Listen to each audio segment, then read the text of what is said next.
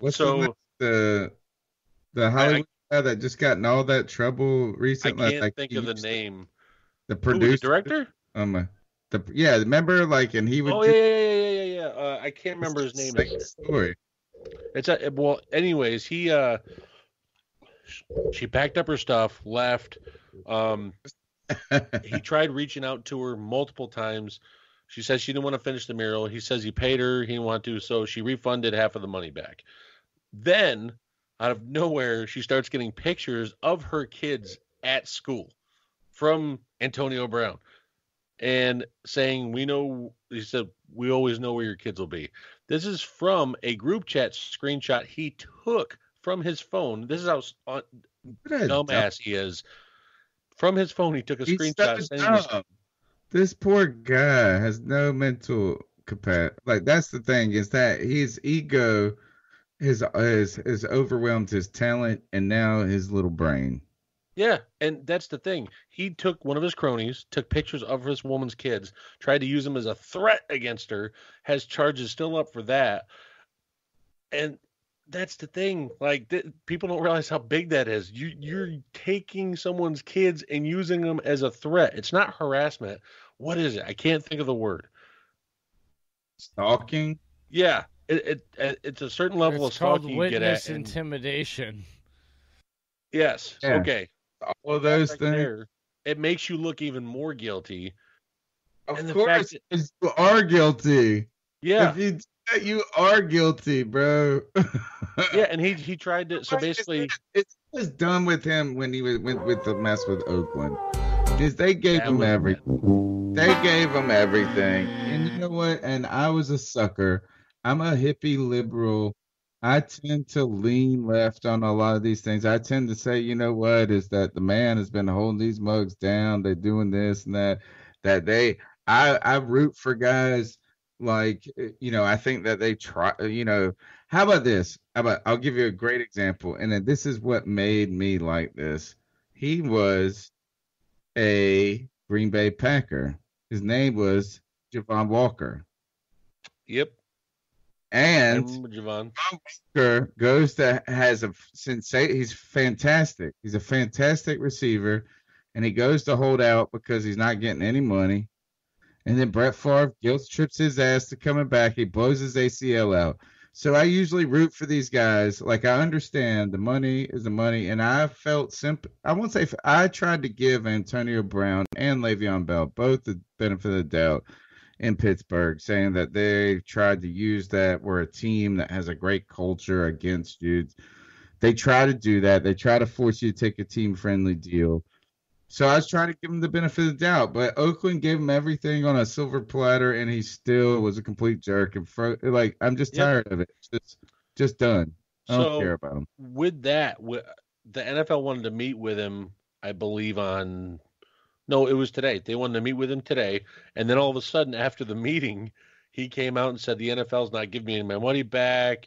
They're just against black men and black athletes. He tried to blame it on that, but yet he's the one who voided his own contracts, acting like a dumbass off the field. Yeah.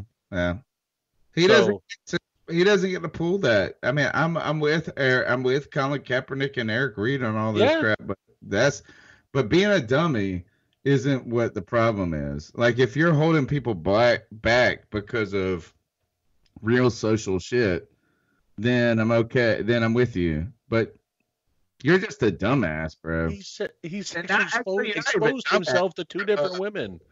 You're a threat to society at this point. What makes me sick about the whole out of control. He's out of control. Yeah. Well, I've heard enough. I gotta say one thing. Brown, Dave. What makes me sick about the whole Antonio Brown thing about sending the threat as a kid? He's a father. That's what kills me. What would happen if someone sent that to him about his kids? He's a father. Like, to me, as a father as well, all three of us are fathers. That's just, it blows my mind he would even do that. That's disrespecting his kids in my eyes. Trust a mug with a blonde mustache, dude. Never trust a mug. Okay, you know what? Dare you? Tony, hey. I trust Hulk Hogan any day of the week or Scott Steiner. That mug bleach blonde. That mug, he had a bleach blonde mustache. They definitely dyed his stash. Brown. It was ridiculous. Definitely. So He got black hair. He had a blonde mustache. He had black hair and a blonde mustache.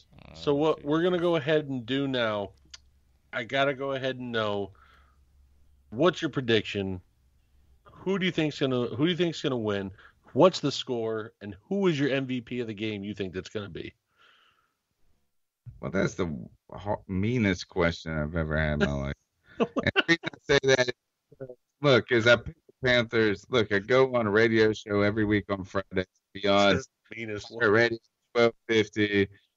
Next to it is that I pick the Panthers. Look, we're a podcast that we take what we do seriously, but we don't take ourselves seriously. We know we're fans. That's what we want our podcast to be. So I have probably picked the Panthers 99 out of 100 times for the last 7 years.